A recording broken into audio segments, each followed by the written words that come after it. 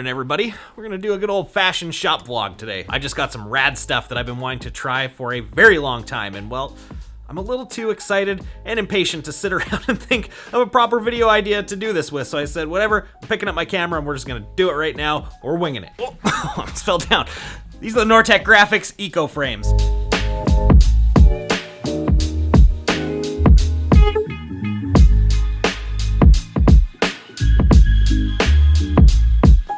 That was a cool little bit of art that I made with those frames, if I say so myself. But what these things are essentially are a modular screen frame that pretty much anybody can get into for relatively cheap and start stretching their own screen frames, which is super awesome. I know for me, every time I bust a screen, I'm like a little bit hurt inside because I know that's just money going out the door. Because at least where I'm from, there's really no one worth a shit nearby that stretches screens, and for me to cut all the mesh out of the things, get them sent away to get remeshed, sent back and whatever, it's really just not worth the cost. It's cheaper and easier just to order new screens. What's cool about these things is now instead of me replacing the mesh, the frame, literally the entire screen, now all I'd have to do is replace these little mesh panels and that's it. Apparently they're decently easy to put in. It comes with a little stretcher tool. We'll get to that in a minute, but these panels come in a bunch of different mesh counts and mesh types. In my case, I went with Saudi Hydro Mesh for all the panels. I've been wanting to try thin thread mesh for a very long time. This is why I'm so excited to make this video today, because I want to see just how much better it actually is. Another thing about them is apparently they hold really high tension, like 35 newtons or something like that. So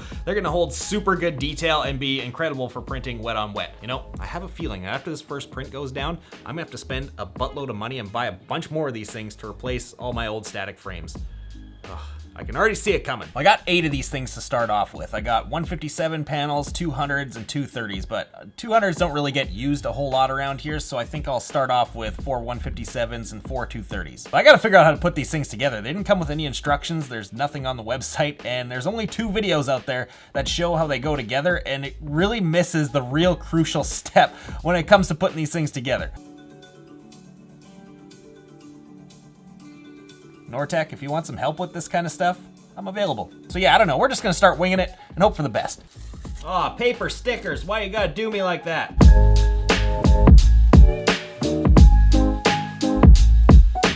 So the way these things work is actually pretty smart. They've got these rails on the back side of the frame that are extruded to have this channel along the back side of them. Well, these plastic tabs that are sewn onto the screen mesh actually go inside of that channel, and once they're in that channel, you'd use the stretcher tool and it stretches them, pulls them back, and locks them down onto another part of the frame that has a lip on it. That's the very basic layman's terms of it anyways. Well, where they kind of miss the mark in the instructions, they say that you're supposed to take these plastic tabs and fold them over once before going into that channel, but they're not very clear exactly how that's done. The only instructions that they give is to fold it over and have the black thread facing upward, which there is a white side and a black side, but what do they mean by that? Are you starting off with the white side upward and doing 1/2 fold so that the black is facing up? Or are you starting off with the black side facing upward and doing a full rotation and having it facing upward again?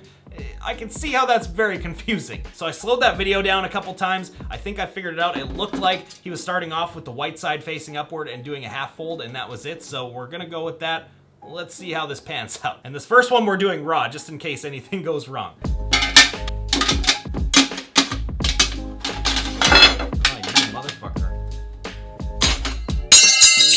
That was awesome. Maybe I should have edited this. I probably would have looked a little bit cooler because this is not going easily so far.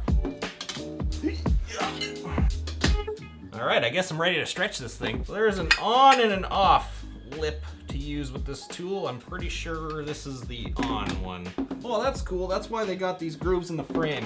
Oh, that makes a ton of sense. Okay, I think we're ready to go. Oh God, this is terrifying. Come on. Oh, there's one. Oh my God, that is tight as shit. Oh God. Oh, woo! That thing is tight. Oh, that's so scary. I don't know why, it's only screen mesh, but for some reason I feel like something's gonna fly up and hit me in the face. Oh, holy shit. That is some tight mesh. I'm gonna put my tension meter on this thing because that's crazy. 38 fucking newtons. Dude, that is crazy. There is no way any of my static frames are even close to in the realm of this. This is gonna be awesome. And it looks like it's pretty even across the board. It's actually dropped to like 36 now. So these things might need a few minutes, a few hours to settle in. I think I'm actually gonna give them like a full day, but now that I actually know how to stretch these things, let's get into that and make a cool little edit with that. 38 newtons.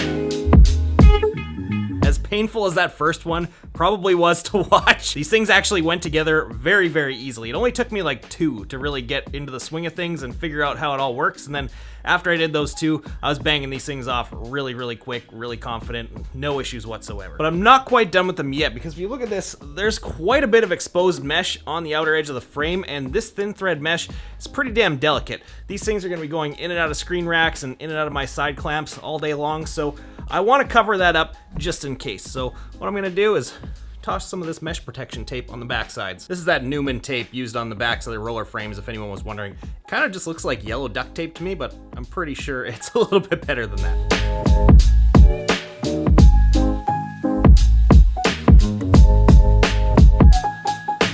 I'm gonna let these things sit now for at least a day. That mesh definitely needs time to settle in. Just the couple hours that I let them sit while I was off doing a couple other things, they did drop a little bit. We're talking like 3-4 newtons a piece. So I marked every single one of them. We're gonna come back and see exactly where they ended up at. And we're back. So it's been about 3 or 4 days now, more than enough time to let these things completely settle in, and I'm glad I did that because the tension on them did drop pretty significantly. They say you only need 12 hours, but I had some other shit come up, but I ran through them all this morning with the tension meter again, and all of the 157 settled somewhere between 32 and 34 newtons, while the 230 mesh settled somewhere between 24 and 25 newtons. So they did drop a bit, but these are still some really nice high tension screens. But it's time to put these damn things to the test, because that's all I've been thinking about. Head-to-head battle with the static screen. Let's do this.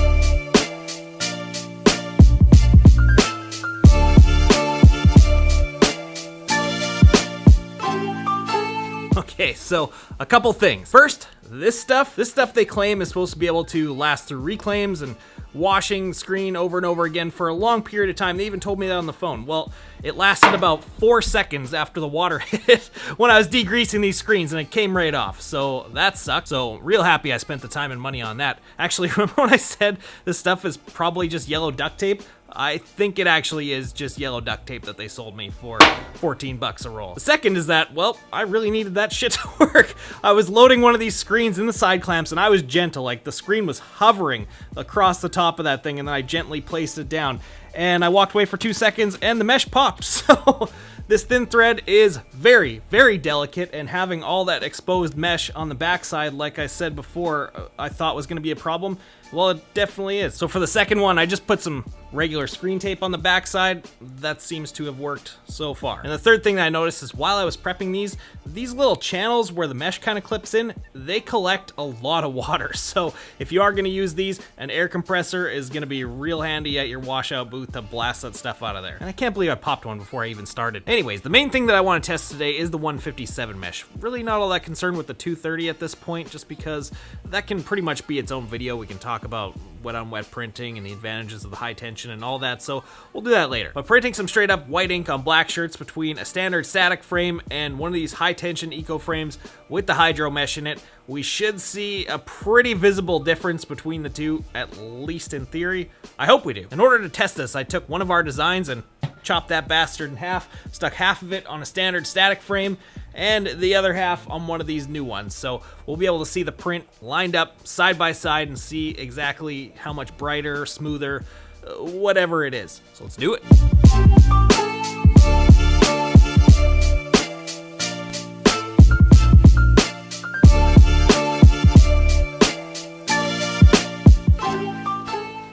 Holy shit.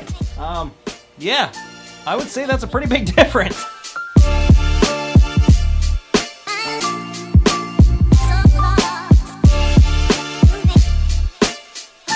Well, first of all, that registration's pretty dead on for eyeballing it in like 10 seconds, but the results are pretty clear. There is a very, very visible difference between one pass on the static screen and one pass on the new one. It's not even a competition which one's brighter. And I'm pretty sure I can improve this quite a bit yet too, because that was literally my first pull with this thing. So give me a day and I think this will be probably another 20% better yet. I also noticed you need way less pressure to clear that thing. I kind of thought so in my head, so I backed it off to like halfway of what I normally would do, and one pull cleared it like nothing. So I'm definitely gonna need to back it off more. It's gonna take a few more practice runs to get it, and that's gonna make this that much better yet. So I already know my underbases are gonna be infinitely better, but I wanna hit each of these with one more yet to do like a print flash print type of scenario to see what the final product of that would look like. So let's do that.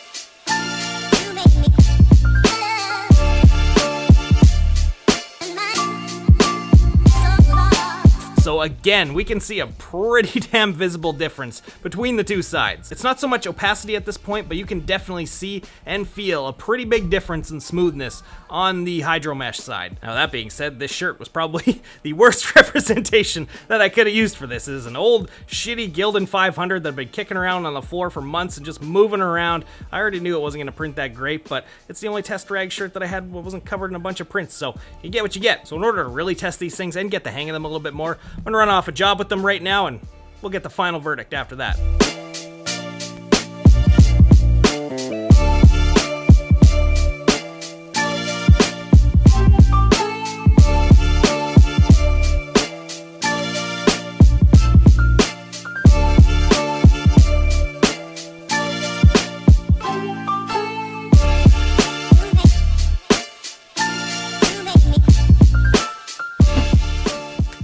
Alright, well dude, I gotta say, these things, they're pretty good. Notice my tape job held up this time. I don't know, maybe I got a bum roll of tape because I busted out a different one, taped up this new screen, and it held up just fine in the washout, so yeah. But those prints turned out beautifully, nice and bright and pretty smooth. It took a little bit to get used to. I just ran off about 50 shirts, and by about the 10th one is where I really started to feel it out. Other than the prints being visibly smoother and brighter, one of the things I noticed about that was I was printing with less than half the pressure than I normally do. So that's pretty cool because that's gonna mean I can print faster, longer, use less energy, less impact.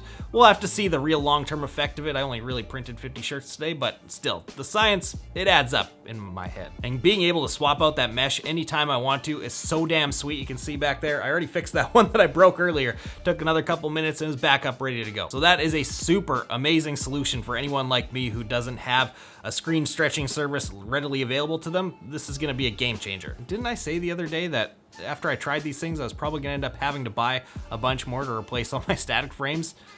That's gonna be happening, son of a bitch. If someone local wants to buy a bunch of static frames, I know a guy. Anyways, if you guys wanna check these things out, the link is down in the description as usual. Let me know if you have used them, if you got any little tips and tricks to make workflow with these things even better yet. I'd definitely like to hear it. Or if you've used any of the other ones. I know the Sherlock frame does something similar. Maybe at some point I should put these two head to head. Actually, I should probably do that before I buy a bunch more of these ones. Some good thinking. Well, this was kind of a random video. I really had no game plan for this one whatsoever. I think in the next one, let's print something cool. So thank you guys for watching. We'll see you in the next one. Oh, shit, should probably turn autofocus on, huh?